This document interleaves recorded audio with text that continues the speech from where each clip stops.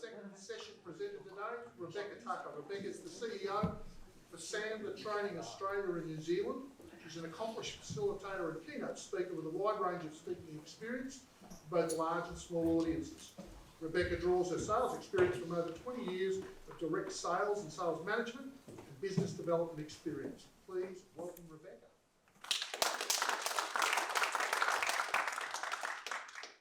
Thank you. Great to be here talking about this topic. So a couple of, I think it was last month or the month before, we started talking about this whole topic of AI. And Rob was saying to me, wouldn't it be great to continue the conversation and talk about the impact of AI in the world of sales? So I reflected on that, and I actually was thinking about a report I remember reading back in about 2010, where Gartner wrote a report that said the death of the salesperson by 2020. So let's look at that. Okay, go. So is AI replacing salespeople, or is it actually helping us to enhance the process? Let's talk about understanding the issues that we're dealing with in the sales processes and actually what's changing. And also, I want to spend some time getting you guys to look and formulate for yourself, how can we start to apply this into our own sales processes? So, over to Wendy. Let's do a word cloud. Get ready with your Mentimeter. All right, jump on your Mentimeter app, and I'd like to hear from you guys. What are the first sort of words, first and second words that come to mind when you think of your competitors using AI to potentially try and outsell you? What are things that come to mind? So jump onto the Mentimeter app and you just put in the code there and put up any word that comes to mind. I'm pleased someone said scary. So unknown, right? Yeah, there we go. Unknown. Cool. Skeptical. Okay, interesting. Progressive, speed. Maybe in the future. Okay, ambiguous. And when it's a bigger word, like unknown and scary, it means that more of us have said it. It is. And the thing that's really inevitable, the thing that's really scary and unknown about this is the application is still really undefined. We're very much in this learning of how far we can push it phase. That's good, reading.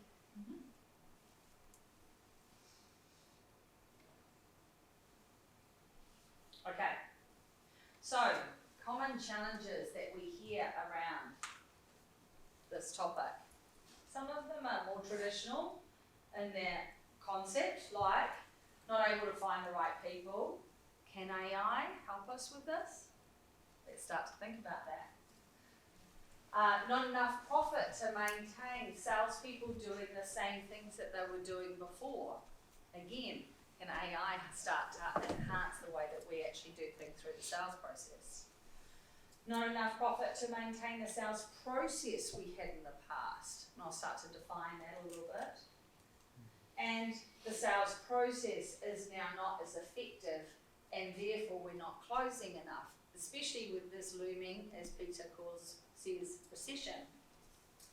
So let's start to look at this and how we break this topic down, because it is a big topic, okay? When we talk about this concept of Gartner says the death of the person, I wanted to give you this slide because it starts to look at where the salesperson that might be dying is.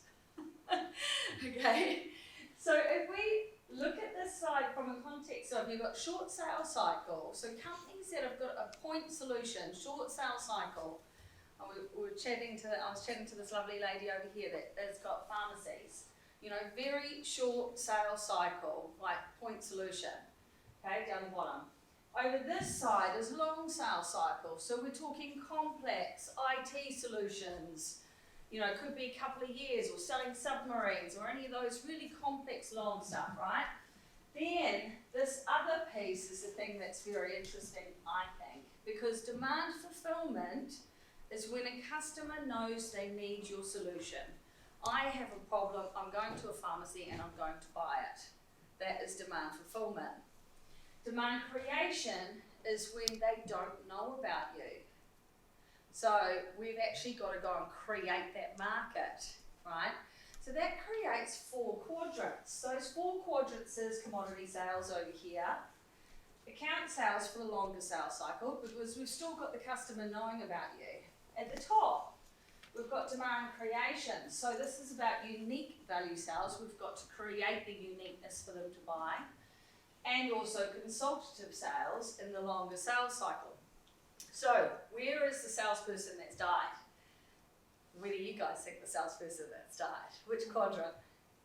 Bottom left. Bottom left, bottom right. Bottom right, over here, in this commodity sales, right? And hasn't that actually happened so much faster over this COVID time? What do we do at home? Jump online, start to order things. And now who does all their grocery shopping online? I mean, isn't it so much more convenient whether I'm going to go to that shop and are they actually going to have it in stock? So there's this whole piece that marketing generation has replaced the salesperson in that commodity sale. There's and I want to overlay another concept for you on this, right? Because there's different types of businesses, apart from our actual sales process, there's also the philosophy that you run by as a company or a business. Okay, so this is one of our partners' philosophies, where we break down, you can have fluid, rigid, or adaptive sales philosophies or organisations. What does that mean? Okay, so a fluid organisation is typically a company, and this is classic, we see this all the time. They'll come to us, I had this company come to me the other day, and they said, we've got these different branches in different states, and we're all selling in different ways, right? So they're a very fluid sales organisation. What happens, and the problem here, is in their reliance on key talent. Yeah, so that really great salesperson that leaves, okay, I've got a problem. So then you get the rigid types of organisations. I came back from Sydney and talking to a global company, massive organisation, over $1 billion in Australia, and they're a very, very rigid process, which means that every single person has got to do this step, and this step, and this step, and this step. So the issue of that, of course, is no creativity in that space, and very difficult to implement change. Then you've got your third type of organisation, which is adaptive. So adaptive means we can start to utilise some of these cool AI technology, of which I will show you one today, in our sales process. So it's not so rigid, but I'm not so reliant on these really key people, and I can start to personalise the way in which we sell. Okay. So, let me show you a picture of that. Okay, so that's one concept, right? We know that over here in this commodity sales, we've got the depth of the salesperson. So I wanted to give you another concept. Now I don't know, and I'd love to hear who's actually been impacted by this. But this is where I would call this the arch over commodity sales. So I've been recently targeted by a phone call which took me several back and forth conversations to figure out I was talking to a machine. Right? And it starts off with, hey Rebekah! And then we get into this conversation. Right? And so what they're trying to sell me is they're trying to sell me wine. Somehow I've got onto a wine database. Don't know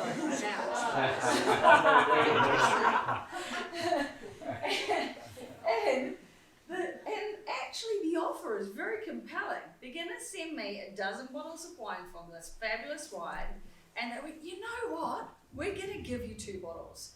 And if you don't like it, then we'll come and pick up the other 10 and we'll give you your money back. So it's quite compelling. And I was like, you know what, I'm actually interested in this deal. But I actually wanted to validate it wasn't spam. So I was like, speak to a human. Next thing, it was like, I am a human. So I'm having this conversation with this person. Now, very interestingly, they're getting around this process because I then add that number to spam in my phone, block it. I have had that same individual call me back multiple times from different phone numbers. Now, this is where this is at, and they, by the way, will be incredibly successful right now. Like I'm this trained that I can tell by the inflections. But imagine someone that's not as trained as I am. Right? And then all AI needs to develop to is the next phase, is instead of going, hey Rebecca, that beginning part is slightly different, right? So that's where we're starting to go to. So the thing I think about this that is interesting is rigid sales processes would lend itself to that. So we've got a very defined sales process, we can measure it, and we can have these things sold to us. Yeah? Food for thought. What do you guys think about that? I want to know who did it. What's that? I want to know who did it. Yeah, it's amazing. Yeah. Right? How did you know? Honestly, it was like a whole conversation. It was 2 or 3 back and forth before I realised. It was so confusing. It was something I asked that they went back to the same answer from before. And that's all it was. Now, if you think about AI, it's not going to take long for them to listen to that recording and we'll record a different answer. Yeah. But they will fail. I mean, I'm interested, but I think that they're going to massive backlash. Oh, of course. This is what You we're... feel cheated or lied to. But, it's being successful, right? Oh, sure, but eventually, Yeah. Hey, I'm not necessarily saying go and implement this in your No. business. There is some stuff I will show though. Cool. Okay. Oh, that's it. Not going forward. Here we go. Okay. This is one of our partners. So let's talk about some other things that we're seeing that are starting to show up, right? So we've got a lot of technology partners. Crystal Knows is one of our technology partners. So and actually I'll touch on some other stuff as well. Remind me to tell you about Gong, if I don't, because I haven't got a slide up there. But what Crystal Knows does is it basically is a platform that's integrated into your Chrome. And when we're out there looking at LinkedIn, it's a panel down the side and it actually identifies what personality I'm looking at. So, this is pretty cool stuff, right? So this is all AI, right? So it's using the disc profile, which is, for those that don't know that, we're categorized into 1 of 4 types, so dominant, influencer, steady relator, and compliant personality. And we like to communicate in particular ways. So when you're in there searching for and doing some prospecting and, talking to someone on LinkedIn, then it actually pops up and says, do you want to know what profile this is? And then it will tell us what profile that person is, right? Pretty cool. So then the way in which we then sell to these people in a different communication type, we're more effective at selling by putting it in their type of personality, right?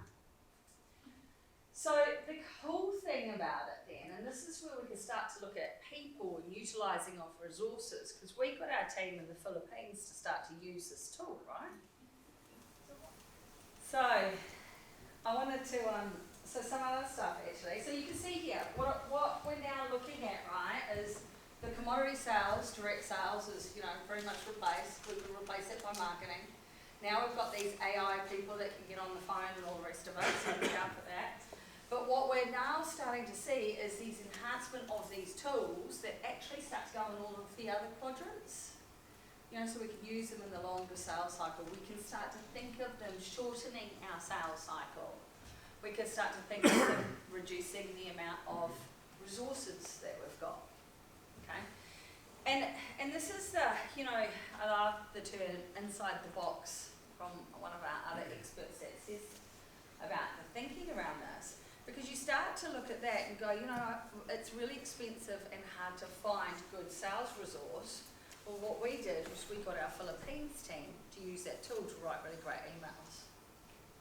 Right, so we could start to really leverage these tools with the team.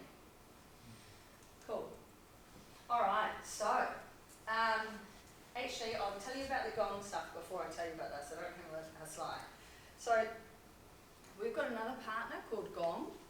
What they do is help with bigger business where they record all of your calls. So say if you've got a bunch of salespeople that are calling, making calls, they record the call.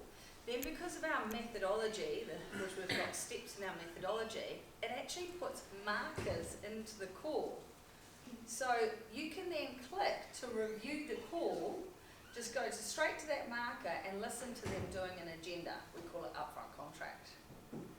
Yeah? And so from a mentoring coaching perspective, that's the stuff where the tools are just easily having us go 5 minutes before I then go and coach that person. It's pretty cool, right? Is it G-O-N-G? Gong, yeah, G-O-N-G. Yeah. So, okay. Wanted to share a little story about this organisation before I give you guys a little breakout to have a chat, okay? So, first of all, this model. So when we look at success, we look at success in sales from a viewpoint of the success triangle. So first of all, we've got to have the right people doing the right role. That's the attitude piece, who believe in the solution. They believe in themselves and their ability, they believe in the company and what they're offering, and they also believe in the market. The second piece is about technique. So we know the techniques to actually go through the sales process. And of course, we've just started talking about that there's different sales processes for different types of businesses, right? And then this is the piece which I think is really interesting in context of this conversation, is the behaviour. So what is behaviour? So behaviour is, right, we've got to have this sales process. It starts off with what our goals are. Then we create a prospecting plan. Often in this world, people have actually become very reactive. So we want to move to be more proactive and define that plan. And then we've got the steps in the process. So with this company that we've been working with, what they did is they actually sold a lot of medical, sort of different types of medical things, and actually to a lot of pharmacies. So they had a lot of people on the road that were going around visiting all these different pharmacies and selling all of this stuff. So what's happened is through the process is they've realised that of course costs have come down, profits have come down. Can they actually still maintain the profit or the cost and the impact of that per customer? And so we got them to be a lot more efficient by teaching techniques, right? So we could get them to be more efficient that way, which made a marked improvement. But then what we actually needed to do was start to look at their sales process, which is where we actually started looking at segmenting their client base and defining the strategy for each of their different types of clients, which in turn meant that for their top clients we could retain that same route to market, which is going out and visiting each of their clients and on a good cadence. But what we then had to do was define a totally different sales process, i.e. that they had in-house people to call people and to reduce the overall profit. It was a great exercise because it had us start to look at the profitability, the impact of their profitability on the business because they've been commoditised, but also how much the cost of sale was, and they started to question all of their norms. Does that make sense? So I wanted to give you that story to think about and then actually get you guys to start talking about your own sales processes and maybe look at the things that you haven't necessarily questioned. Cool. So, have a think about what is potentially broken or maybe old or obsolete in the way in which you sell. And also, in this concept of AI that we just started talking about, is there something that you could bring in your process? Is there some different resources that you could use? So I'd love you to kind of grab someone next to you, or you jump into small groups, and then, you know, have a conversation about that, and then we'll do a word cloud and get some of your feedback. So I'll give you, we've got about 7 minutes on that.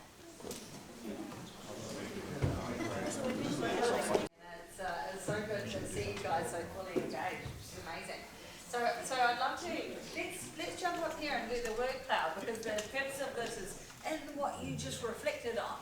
I'd love you to put up, you know, what are the sort of first and second words that come to mind in that discussion you just had, and we can start to pull that out a little bit and hear from a few of you.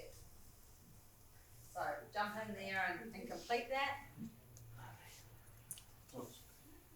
Anything that you identified, saw, what was broken in the process, was there processes you needed to change, could you leverage less skilled resources, could you make your process shorter? Okay, what have we got? Consistency, okay, interesting that it's come up. Consistency, repeatability, okay, so it's having a process that's repeatable, volume, success, pain points, takeaway. Great.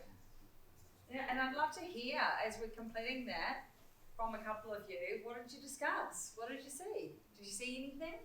Did you see something you want to go back and take back into your business and reflect on? So Beck, I really liked the bit about being able to understand what's important to the client more quickly and then target my pitch or proposal so that it resonates with them more quickly, and I don't have to send a executive person lots of detail or send lots of, you know, not send detail to someone loves all that. Yeah. It's so good, right? Because they're just not going to read it. Yeah, so good. Yeah? So, I'm Adrian, by the way. I have to declare that I did Rebekah's training course. We talked about this before. It's all very well to have a solution to a problem, but if you can't identify the problem, then who cares, right? Yeah. So one of the challenges that we talked about is how do we use AI to help me get to uncover someone's problem they've got, or then my product and service to fit that solution. So, yeah, keep talking. You know, and it's great, right? One of the things we haven't even talked about is GPT, right, as well. And because we were just starting to talk about that before, and when they put up some of the things in the word cloud and what it then listed as the big problems. So, you know, that's quite a good thing to start to test what's out there, because it's just collecting and utilising data. Yeah? Cool. I don't use it for sales pitches because it comes up with very traditional stuff, opposite to what we train in. Yeah. Cool. What else are you guys talking about? Time. Yeah? Attempting to do 4 people's worth of jobs as the one little old you. And trying to supplement that with a few other like more expediting processes, even if it's just like down to the replication side of things for what you want to do, like repeatability of the word up there, but that rolls up into a ball of just far too much stuff to do in such little time. So any of those smaller advantages that you can iterate on to improve those processes for yourself, it's going to make you a little more efficient, and you can do the stuff you want to do instead of the stuff you have to do that's terrible and annoying. I find it fascinating that we're spending more time in defining processes, whereas that wasn't something that was even in our business before. Like reviewing and defining processes. Yeah, because then that then gives you back that time. I mean, like we see the girls, the Zoho girls, it's like, that's your world, right? How do we make that easier and faster? Yeah, or repeatable. Yeah, very cool. And it's moving so fast, right? Because we've now got this new tool that we could do. So implementation of that. Yeah, great. Yes? I'm using a tool that been testing the last couple of months called Fathom. So what it does is it records your Zoom meetings on both video, but then it puts it all in text, like you mentioned before, in but then it has an AI that will then summarise the whole meeting in just a few bullet points. Yeah, right. So that's fantastic. It just gives you the highlights of that whole, and it allows you to, as you're in the meeting, press different buttons to go highlight this, review this, and put some others in there so you can, and if you want to put, so you can then go and see what a particular point, if you want to just scroll through the text. So yeah, very useful. Just makes it a lot easier to look back on. Yeah. What was that What called? was that called? It's called Fathom. Fathom. They should have pulled out, this could have been an email. Yeah. Very good. Yeah. Any other kind of interesting topics, thoughts, how we could streamline sales processes that you guys came up with?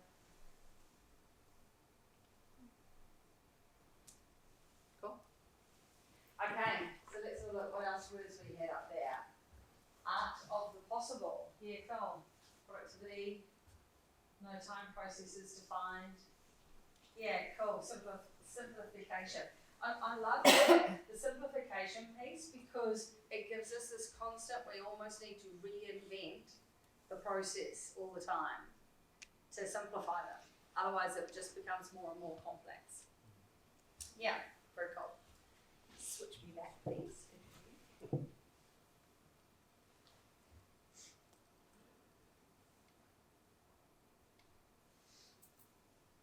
Fabulous. Thank you. So we say that there is actually a sign that sales is not just the art. There is also the science. So it's the combination, the bringing together of the art and the science. And that's where the adaptive thinking, I loved that as a concept, not to be so rigid in your sales process and not to be so all over the place, but actually be adaptive, see how we can bring these things into the sales process to actually streamline them and be way more effective and adaptive. Studies show, so this is Columbia University did a study on bringing in that mindset and that adaptive approach, what kind of results we can get.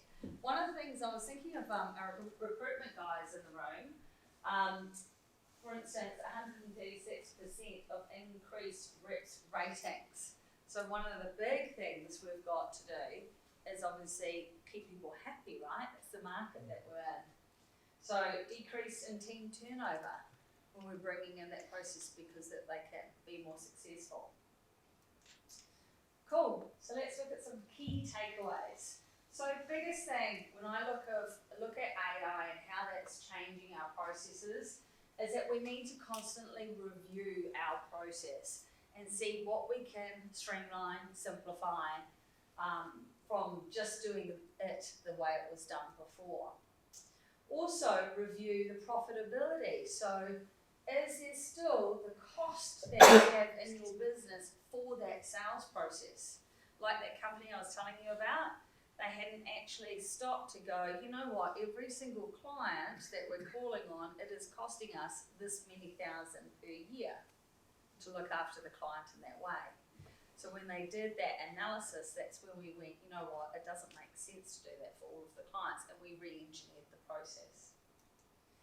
Yeah, and then also bringing about the adaptive sales function mindset to the business, i.e. how can we implement these systems and processes like the Crystal Knows, where we can automatically write the emails for that personality, which is a lot faster.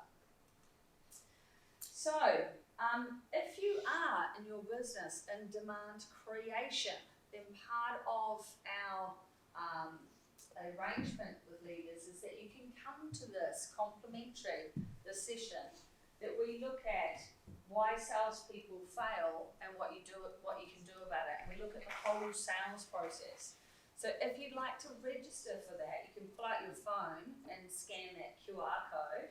It is a funny. Complimentary for Vic leaders as well. Oh yes, big leaders. And yes, leaders. Yeah. So you can scan that QR code, and that will register you into next Wednesdays. That's actually That's online. Yeah, it is. It's online. And it will be 11 o'clock. That will be probably the time zone for Adelaide. Can you tell I'm in Adelaide? Otherwise, you can email reception@sandratraining.com.au and our team will pick that up for the And there is another QR code coming up, so get ready. If you are, it's not so much demand creation, but you want to assess yourself against the success triangle model, there's an assessment you can do, again complimentary for you guys. So scan that QR code and then it will take you through a number of questions and you'll get your own assessment against the success, attitude, behaviour and technique. And then it gives you a report out of that. So look in your spam, because the report actually gives you actions to apply in each of those areas. So it's like a 10-page report. So you can actually take away and start applying to improve your business in each of those areas.